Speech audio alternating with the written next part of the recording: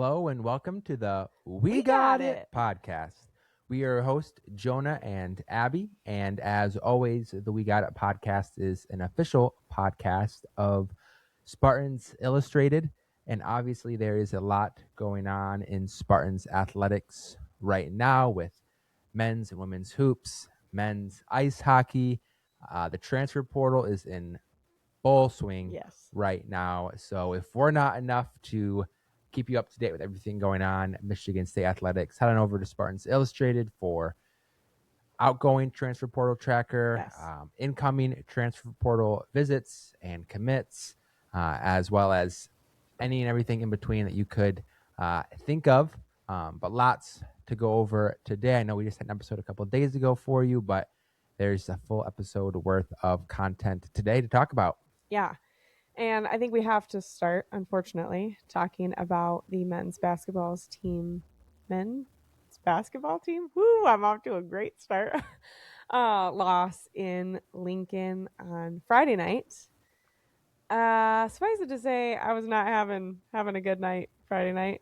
I went to bed quite later than I meant to because I needed to calm down a bit. I don't think Tom Izzo was very happy with that loss either, if his post-game presser was any indication. I think he said something along the lines of, like, the bus is leaving shortly and we're getting the hell out of here. And I don't blame him. Like, frankly, you love to say this word, an embarrassing loss from Michigan State. You had 19 turnovers, 12 of them technically unforced. Like, Nebraska had 7 steals. Like, that stat, maybe not the rest of the performance, but you cannot go on the road anywhere, let alone in the Big Ten, let alone against another top 15 opponent who is, new money gauche selling out their stadium. I mean, they were rocking. They had no students there, granted, as my sister put it. I don't know that Nebraska students have anything better to do on Christmas break than to go back to school early and go to that game. But no one sat down in that arena the entire night. Like, they made it a tough environment for the Spartans.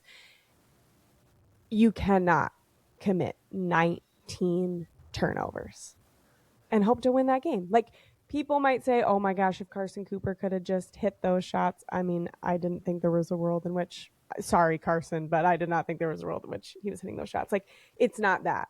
It is, but it's not. Like, don't turn the ball over. Yeah, I mean, definitely, like you said, like, you're not going to be able to win games on the road in the Big Ten with that many turnovers, especially, like you said, with so many of them unforced, just uncharacteristically sloppy game for the Spartans. They went into this game 13th in the Big Ten in turnovers, meaning having the 13th least. No, 13th. However, I don't understand that. You're saying in the Big Ten, they were 13th in turnovers. That means 12 other teams are better at not turning the ball over. Are worse at not turning the ball over. Okay, I'm going to trust you on that stat. That's very confusing. They have the 13th least amount of turnovers in the Big Ten. So 12 teams in the Big Ten average more turnovers a game than Michigan State. So how many teams are in the Big Ten now? 18. So wouldn't that mean they're top 5 at not turning the ball over? That's what I'm saying. Okay. Uncharacteristically sloppy game from the Spartans. Sure, okay.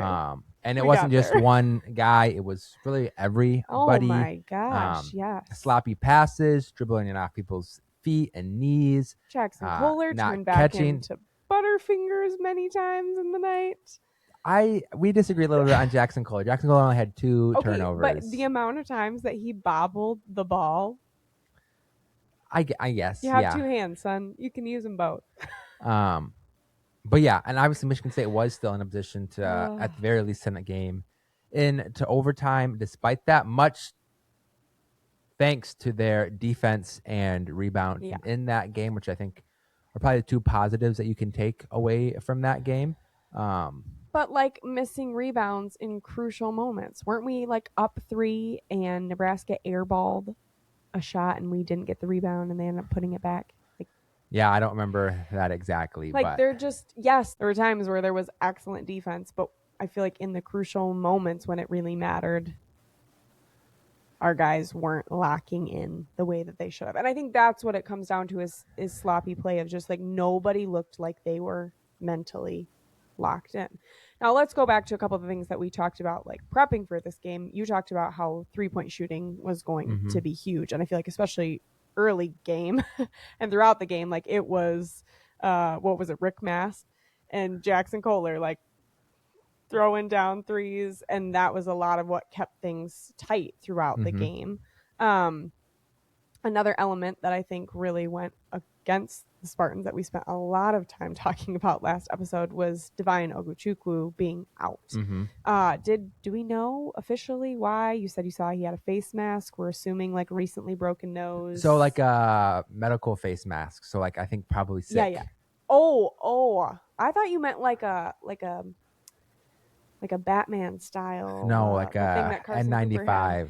Oh, you said you thought he broke his nose. When I saw the original tweet, when I saw a face mask, you like assumed okay, nose, I assumed the not exact sickness. same thing. Okay, but then I saw him on the bench with like a illness, N95. Yeah, like he has the flu or something. Oh, that really sucks. I mean, it's better than a broken nose. That's true.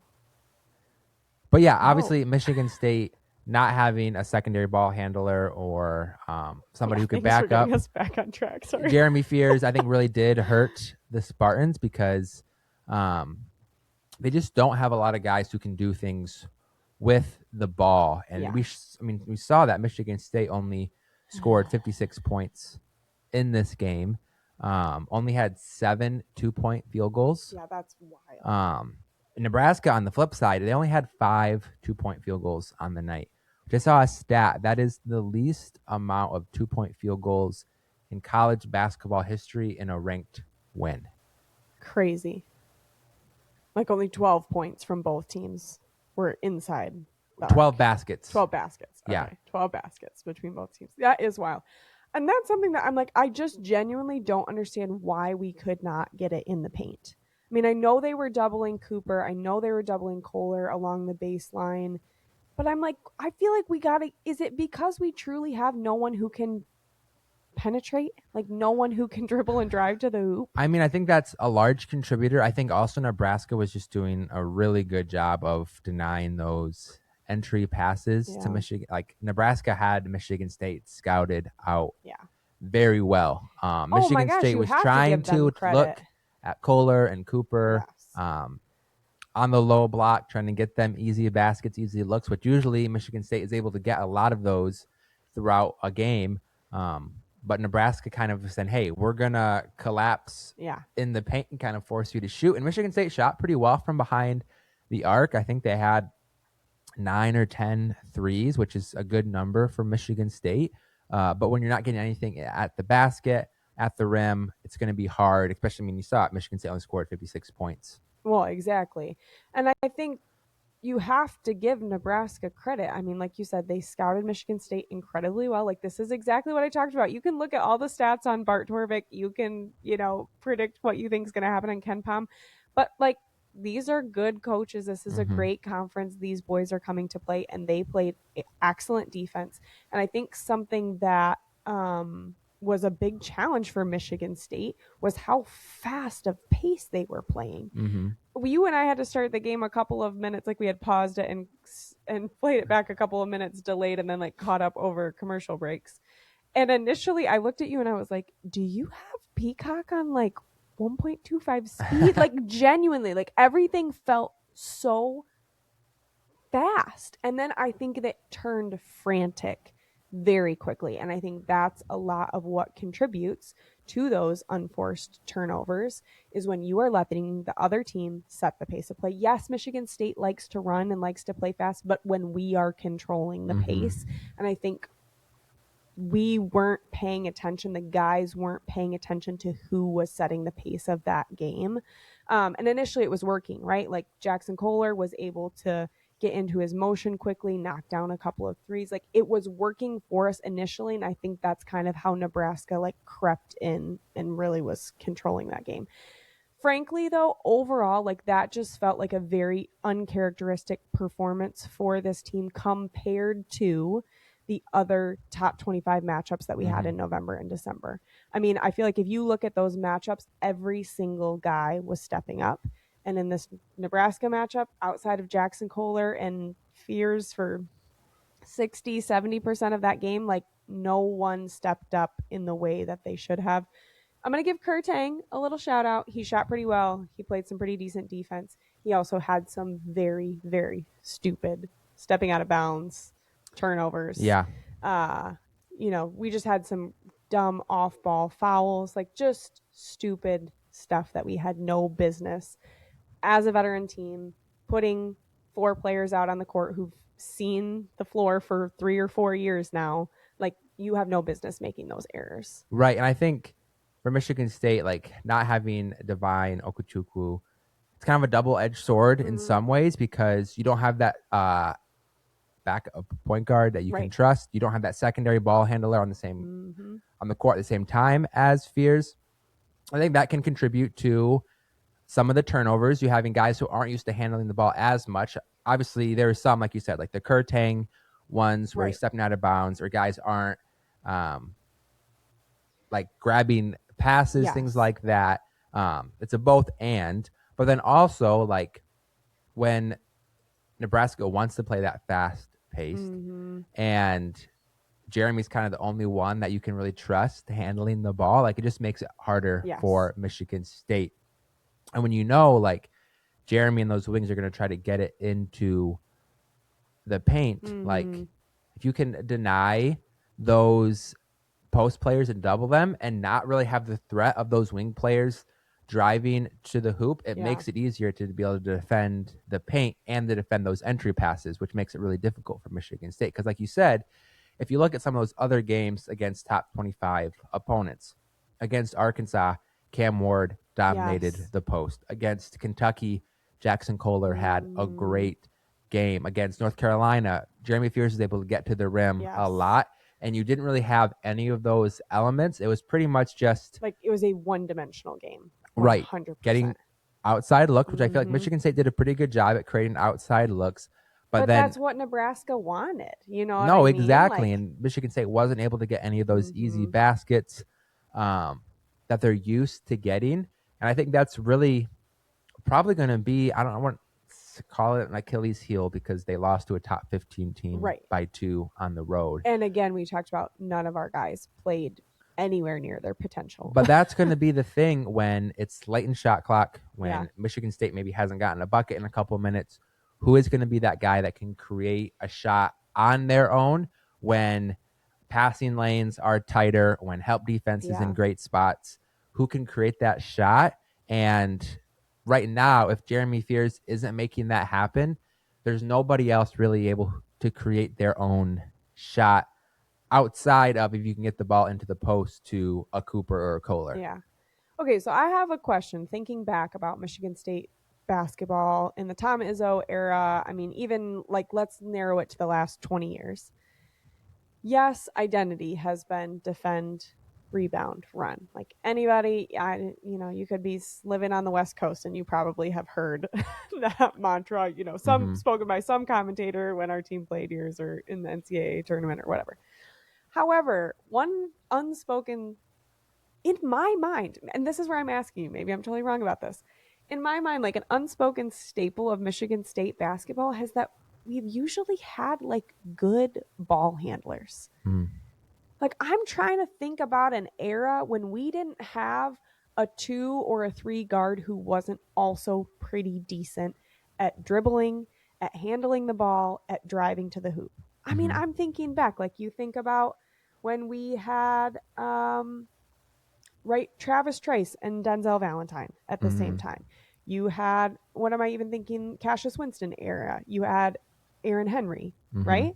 You had Bryn Forbes. You had a Gary Harris. Like these guys that played these 2-3 positions. Even last year, we had Jaden Akins and Jace Richardson. Like I'm trying to think of an era when there was a time where like our only really good ball handler weren't our point guards. Yeah, and that's why I think we've seen Izzo put Divine at that 2-guard position a lot, to be able to have 2 guys you can trust with the ball in their hands. And Divine's someone, too, where he has shown the ability to get to the basket, kind of create his own shots with the pull up, things like that, and not having that secondary ball handler or secondary playmaker really hurt the Spartans on Friday night. I don't really know, like, outside of Fears and Divine this year, who that really could become. I feel like we've seen flashes at times of Cohen Carr being able to drive to the basket. But it seems like this in December and now January, he's still like making plays defensively, having some of his highlight dunks and things, but he hasn't really been hitting his shots from the outside like he was from early in the season, and he hasn't been driving to the hoop as well as he was he's to been in November. bobbling the ball or committing a travel, and that's where I think it's hard. Like, I just feel like he's out of sync a little bit. I don't know how else to explain it, and I felt that way honestly since the Duke game.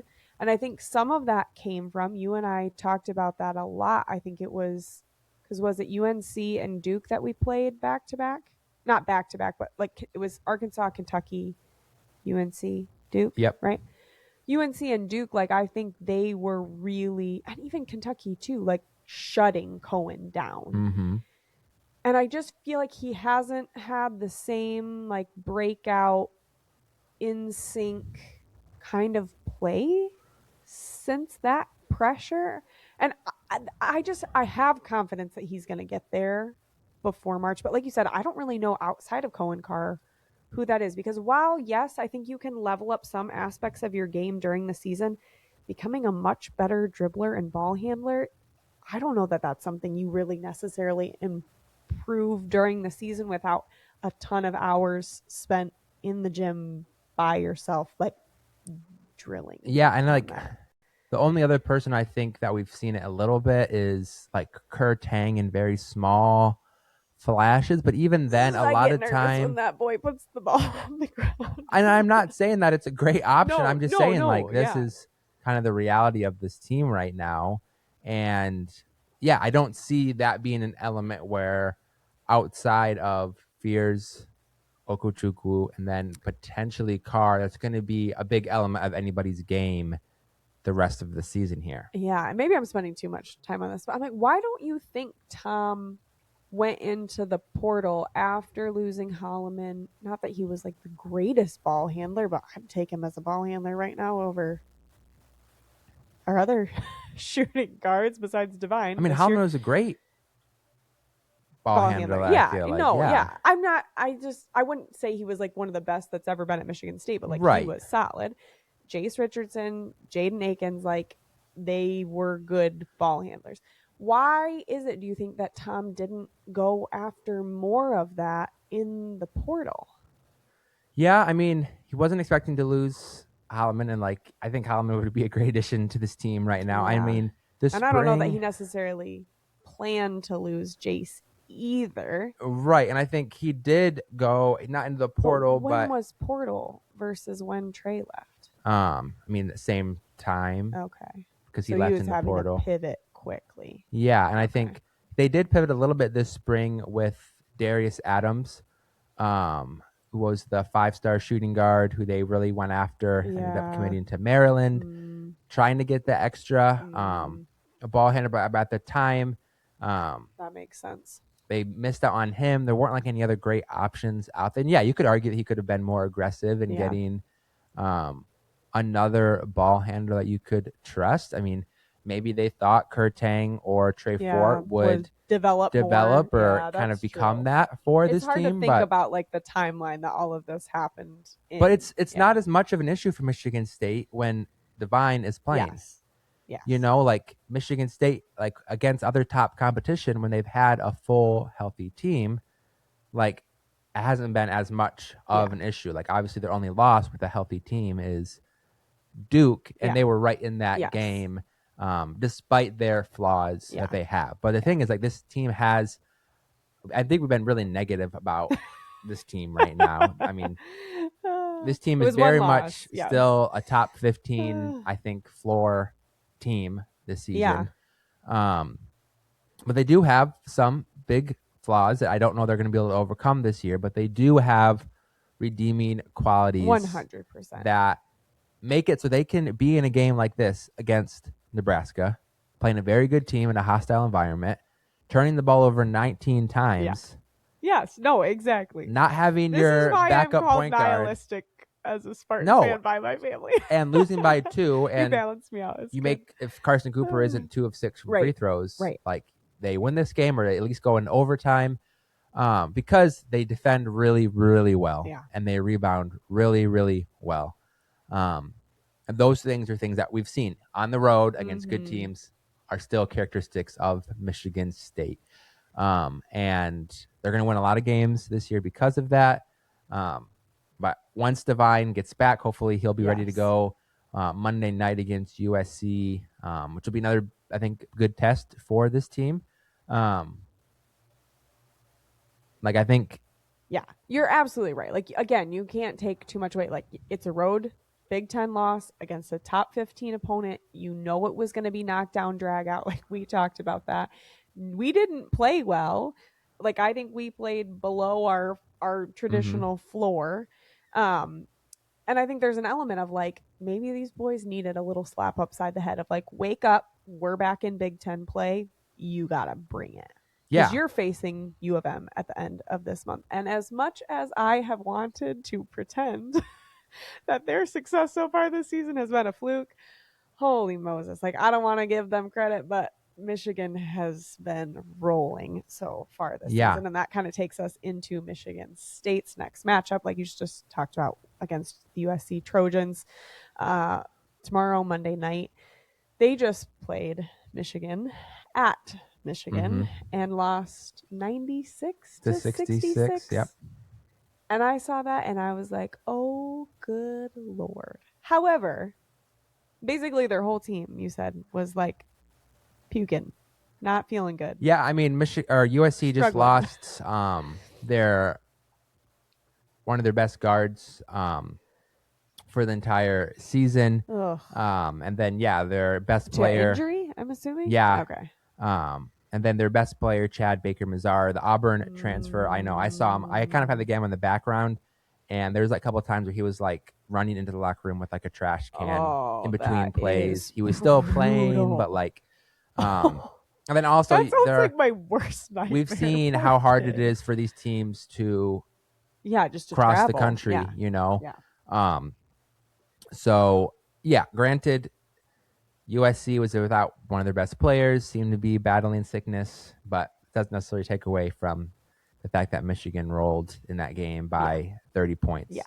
But it's going to be a big, I think, bounce back opportunity for Michigan State to have a team. Big bounce back opportunity for USC and like redeem this trip for them too. Yeah, because they don't want to go back to LA 0-2 on their trip. Exactly how we felt when we went out to LA last year and came back 0-2 from USC and UCLA. Like, it's going to be another very, very tough matchup.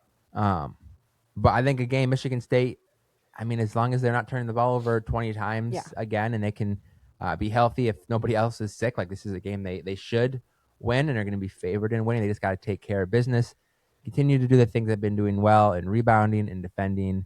And they got to find some rhythm offensively. It seems like if they aren't able to get those entry passes in the post early in the shot clock, there's just a lot of scrambling late in the shot clock, not getting good looks off. I think hopefully having Devine back will help with that. And I think Izzo's a Hall of Fame coach. Like, he's going to be able to play to this team's strengths and figure out and problem solve. But definitely a big matchup coming up for Michigan State. Yeah, absolutely. All right. I think it's time for some halftime updates because, as we typically have been saying, there's so much going on outside of Michigan State men's basketball.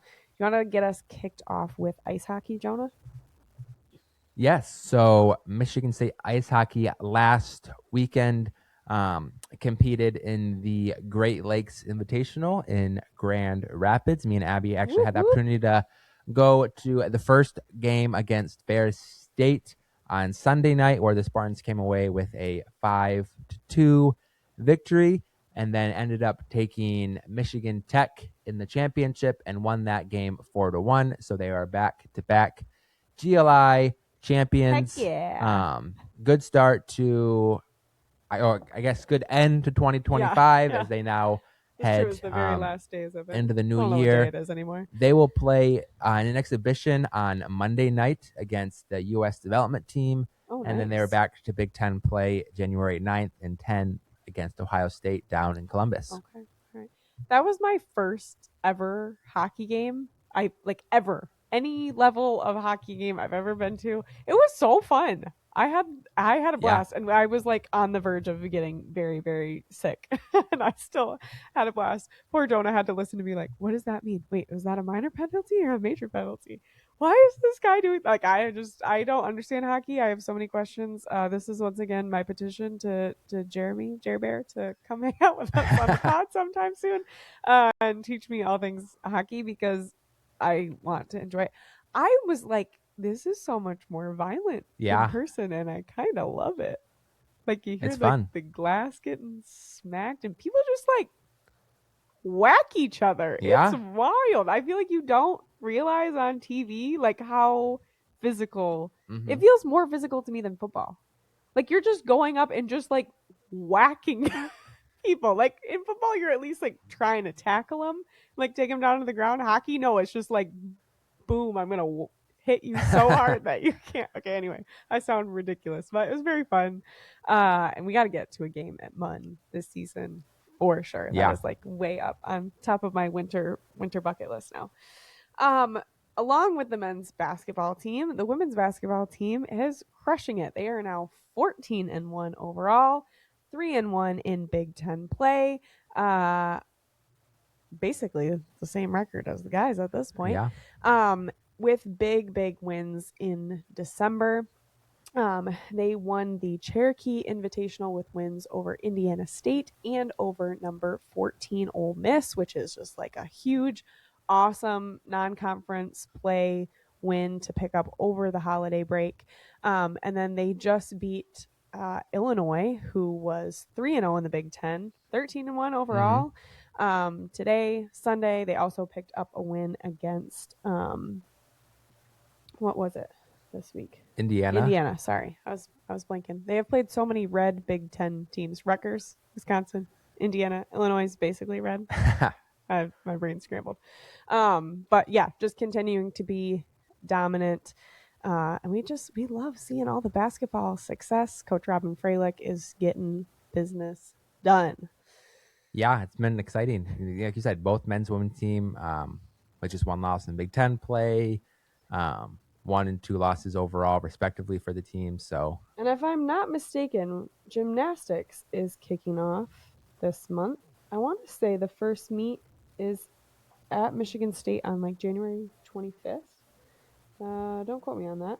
We'll talk about transfer portal updates, and then I will get you an update on that because there's just more Spartan sports success headed your way. Yeah, we came at you last episode as the transfer portal was kicking off and opening. I think when we recorded on Friday, there was just over 1,000 players in the transfer portal. Now there are over 4,000 players in the transfer portal, and Michigan State and Pat Fitzgerald have been busy. They have lined up visits with, I think at this point, over 20 players from the portal. At the time that you're listening to, have also gotten at least 2 commits.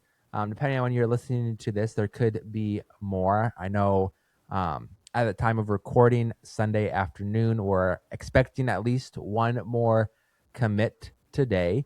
But Michigan State started off their transfer portal haul with a commitment from Connecticut offensive tackle Ben Morawski. Let's go. And this dude, I mean, he is a tree. He is 6'7", 330 pounds, I believe.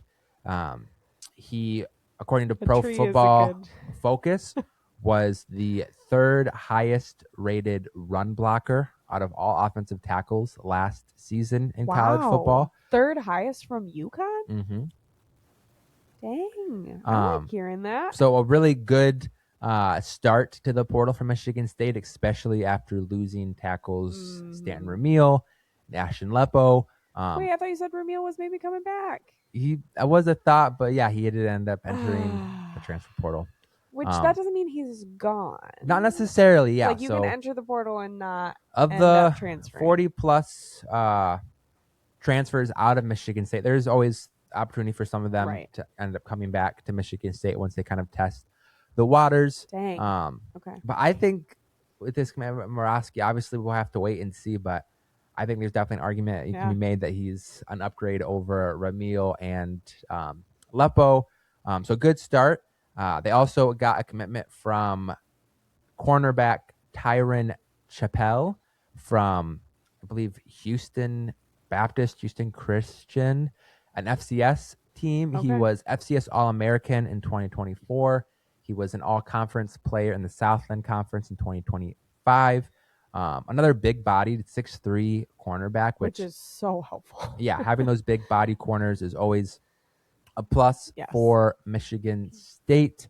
There's a certain safety from Maine that we're expected to commit to the Spartans here on Sunday as well, with a lot of other good, I think, visits coming up in this weekend and early into this week. How many people you think Michigan State expect to pick up from the portal? Like, what would be successful? What do we need? I mean, they're definitely going to get anywhere between 25 and 30. We'll see how successful. Expect to hear a lot more names. Yeah, there's going to be a busy couple of head over to Spartans Illustrated for that tracker. There's the newly introduced PAT signal that Pat Fitzgerald has been tweeting out ahead of these portal commitments. You heard that right? The PAT signal, like the bat, like the J bat. Like the bat signal. My brain went to a really bad dark place.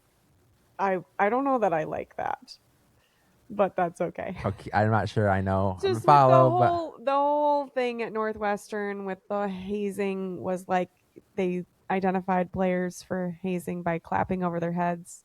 The PAT signal. It's his name. I get it. Out of context, it just made me like. And it's also this isn't something that he's called it himself. This is what.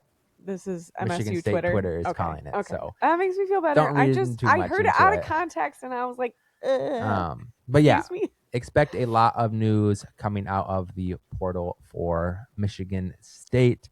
Pat and Bat. I hadn't thought about that.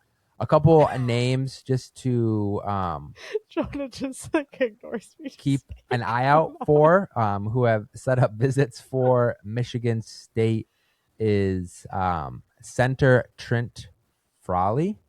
I'm so impressed by you. You're doing so good. Is the son of Detroit. What would we do without him? I don't know. Is the son of Detroit Lions offensive line coach Hank Frawley. He was a center at North Dakota State. Another FCS All-American. I think I saw a stat in over 1,700 snaps. Sorry, I'm just living to be disruptive. You are being disruptive today. I'm trying to present the people with information. You're doing so good. I'm so sorry. And you're just messing with my groove. I'm so sorry. Frawley. Yeah. I saw a stat, listeners, that in over 1,700 snaps at North Dakota State, only allowed one sack. Holy Moses. So another guy who's projects by himself. He was out there. He was the whole line. Pretty much, yeah. Also has visits, planned to Penn State, Florida State, and Iowa. So a lot of tough competition for him, but he'd be something who would be a huge addition to Michigan State, especially after losing Matt Golbin, who graduated, who was probably one of the lone bright spots in the offensive line last year. So definitely going to need to reproduce his production at the center position. But they're bringing guys in, offensive line, secondary, running backs, wide receivers, defense, like every position.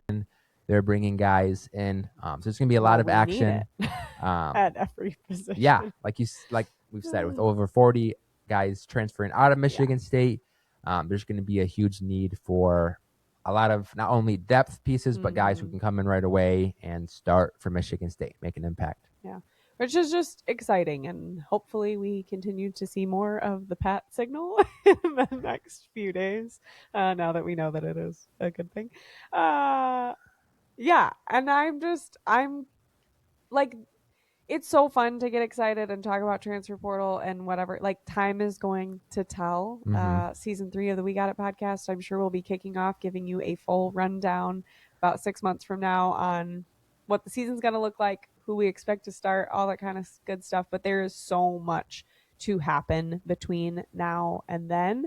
And I'm hopeful, but I am not expectant.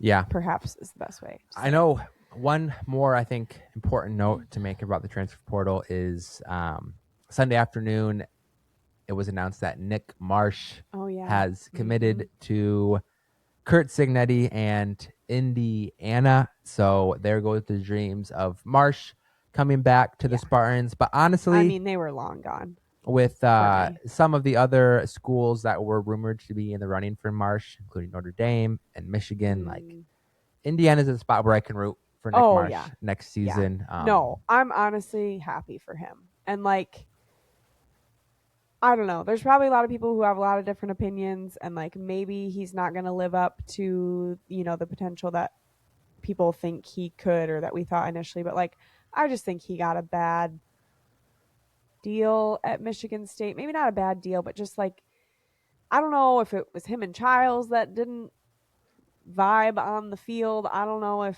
it was a coaching mismatch, a personnel mismatch, but like, I don't know. I hope he goes to Indiana, frankly, and I hope he has a ton of success. Yeah, like, I mean, him and his mom championed Michigan State in so many ways, like continued to stay on the ship after rough, even for him. I mean, he had a fantastic freshman season, but like, he could have gone elsewhere and made a lot more and probably had better stats, better success, bigger wins than he certainly did at Michigan State this year. And so I don't know, if he's one that I'm just like, wish him all the best and thank you so much for not going to U of M. Yeah, I think it's hard. I mean, I can happily root for you at Indiana. He's a guy that committed to Mel Tucker, remain committed to Michigan State when Jonathan Smith was hired, and then obviously now with Pat Fitzgerald. Like, I don't think it was anything to do with Pat Fitzgerald, but just like why do you want to live through another regime change? Another regime change that's probably going through like reprove yourself, another to rebuild, another new coach. Like, go somewhere. If you're gonna have to reprove yourself, like, go somewhere that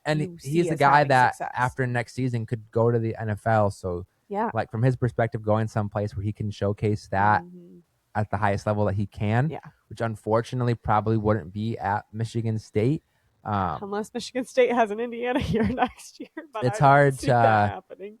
Blame a guy like Marsh for wanting to kind of have that fresh start elsewhere and get the exposure and play at a high level where he probably wouldn't be able to get to do that at Michigan State next season. Yeah. I was right and I was wrong. So Michigan State gymnastics first home meet is indeed on January 25. I knew it was sticking in my brain for a reason. And that will be against UCLA. That's just like a single meet. However, their first official meet of the season will be a quad meet hosted out in Utah between Cal, U of M, and Kentucky. And that's taking place this next weekend, January 10th. And then they will also have a single meet against Iowa at Iowa on January 17th before they come have that home meet against UCLA. So it's kicking off even sooner than I thought. They had the green and white meet earlier back in December, which is like that exhibition meet, and just really excited to see where gymnastics heads this spring. We had a ton of fun watching them last season and just excited to keep cheering them on this season. Definitely. Last night, you and I were hanging out with so many of you know this, but the Lord smiled upon me when Jonah was a young boy before we knew each other. Jonah was raised in a family of wonderful, wonderful, wonderful people. Love them dearly. They are all U of M fans. That's all I'm going to say about it. Jonah, as a young kid growing up in Lansing, right? Like, you just decided, how old do you think you were? 5, 6? Yeah. Ish. Young, like, elementary school. I live in Lansing. I'm going to be a Michigan State fan. Like, that's what's going to happen. In the face of his parents, his older sister, his 2 older brothers, who gave him grief for it for the next 20 plus years of his life and counting. And people think that I am being funny when I say this. I genuinely do not think you and I would be married today if you were a U of M fan. Like, I am that petty. I am not above owning that. Like, I am that petty that I genuinely do not think our dating relationship could have survived. I don't even know if I would have been attracted to you, quite frankly, seeing you in maize and blue instead of the good old green and white. And again, you might think I'm joking about this. This is like 99% truth with just like a little bit of exaggeration to make it more funny. However, sometimes we talk about things when we're hanging out with his family, and we were just joking last night about how hilarious it is that Mel Tucker and Sharon Moore catchphrases were just so loaded. I mean, Tuck coming and smash, like, how did we not see this? Like, we just started dying laughing over that. Like, we should have known. We should have known the moment those were the catchphrases that, like, this is where it was going to head. And that's the last time I'm going to talk about Mel Tucker, because U of M fans have been shoving that situation down our throats for the last 3 years, 4 years, whatever it's been now. And fair. Like, that was a horrible situation. I will own that till the day I die. I hate it. However, it's your turn now. And you do not get to turn the tables. You do not get to be like, oh, well, Mel Tucker. No. No. You are going to sit in this. You are going to sit in the crap. You dodged the cheating allegations. You got off on all of, not even allegations, the largest cheating. I'm just like, I am amazed. J-Rel, this is for you. I am amazed. And this is with all the love to Jonah's family. You guys are kind of excluded from this. I am amazed by how Michigan fans can bury their freaking heads in the sand over every single bad thing that happens at that school. I know there's state fans who've probably done the same thing at different points. Like, I don't feel like that's the case with the culture at large. I feel like Michigan State fans are like, yeah, that happened and it's freaking messed up, and we're doing whatever we can to make sure that doesn't happen again. Michigan just keeps, oh no, that didn't happen. It's not cheating. We still won the national championship that year. Blah, blah, blah, blah, blah. You're on a roll right now. You sit in this. If you are a U of M fan, I don't want to hear frickin' any other coach's name come out of your mouth. Your football coach was sleeping around outside of his marriage with a freaking staffer, gave her a $50,000 raise, allegedly paid for the termination of her pregnancy. Oh, this is something I could also go off about for a long, long time. I saw so many U of M fans championing freaking oh my gosh, Jim Harbaugh for being this like pro-life champion. I would adopt the children. I would love to hear you call out Sharon Moore for this right now. Yeah. One other thing I'm going to say here. The U of M fans that deflect in the same breath will say, Sharon Moore, terrible, never should have done this, whatever. But she's not blameless either. Do not talk about her. I don't care if she got a raise. I don't care about anything. There is so much coercion and crap that can go on. And unless you are in the room and you know that situation, get her name out of your mouth. Like, I'm over it. I'm calling you on your crap. Sit in the smashness of Sharon Moore and how much he screwed up. I think you needed this. I did need this. J-Rel needed this. Thank you for giving me permission to voice this. I need you to like come in here with a little bit of humor. You haven't taken a breath in the last 5 minutes. It's my deep breath. I mean, yeah. I mean, if you've said a lot of the things, and I think this is finally the breaking point where like Michigan can't put their head in the sand. Man, I'm still watching them try though. And I like.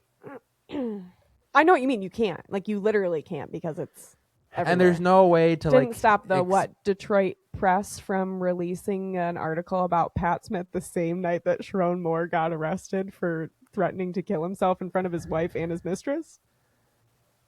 But that's there's a lot you could say, obviously. I'm just saying, great time to drop that article.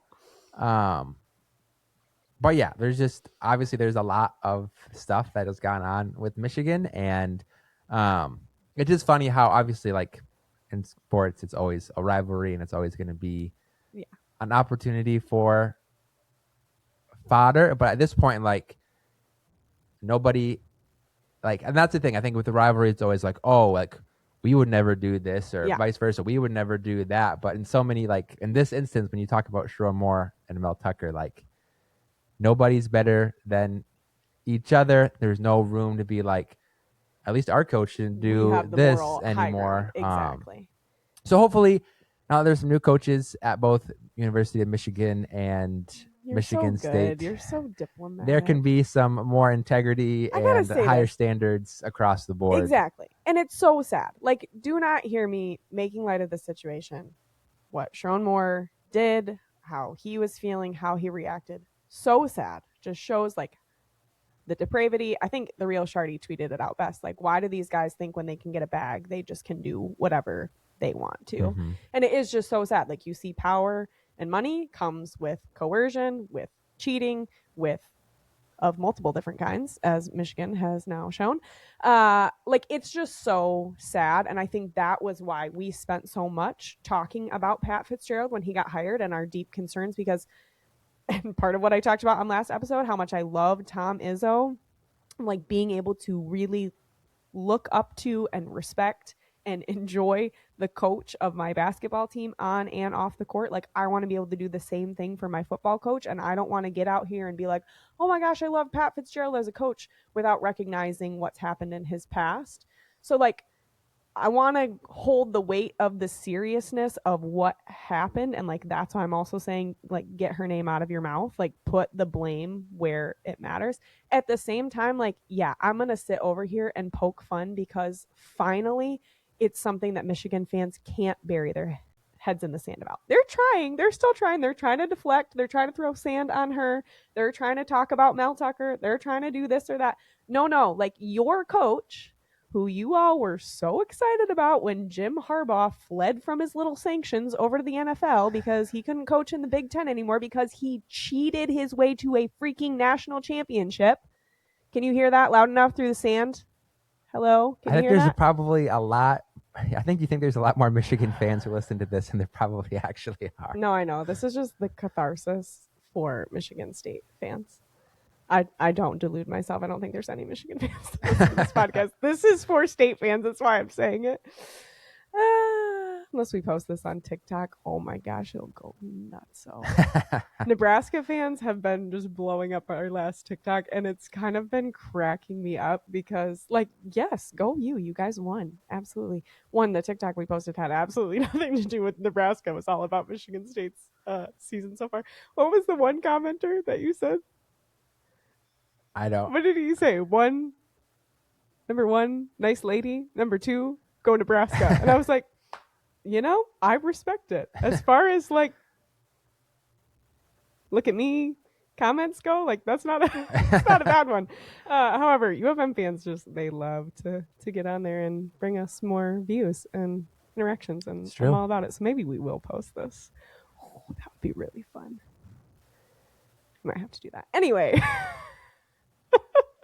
This is catharsis. This is a coming together experience for Michigan State fans who listen to this.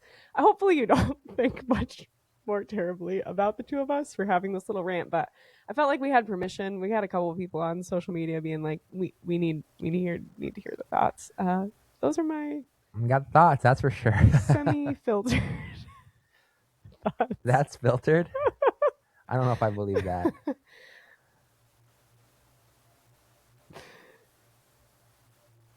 It was filtered. Anyway, We love you all. Thank you for tuning in to this week's episode of the We Got It podcast. Like we said, we are going to try to be so much better in 2026. We're setting some resolutions to have episodes out to you in a more timely and consistent manner. However, in the same breath, we realize that we are traveling to Ethiopia for like 2.5 weeks at the end of this month. So you might be getting some updates from Ethiopia if we can get internet to work. Either way, thank you for being here. If you haven't already, like, subscribe, drop a comment, send it to a friend. Let us know what you loved or hated about the episode at the We Got It podcast at gmail.com. If you feel like getting in a feuding war with some U of M fans, if we happen to post that last segment on TikTok, keep an eye out for that. What am I missing? I think that's it. Check Spartans Illustrated for the transfer portal updates because they're going to get them to you in a much more fast and efficient and easily digestible manner than clearly us two crazy people can. As our tagline is, MSU sports is for everyone, and that does not exclude a very chaotic Jonah and Abby on this Sunday afternoon. As always, go green, Go white, go state.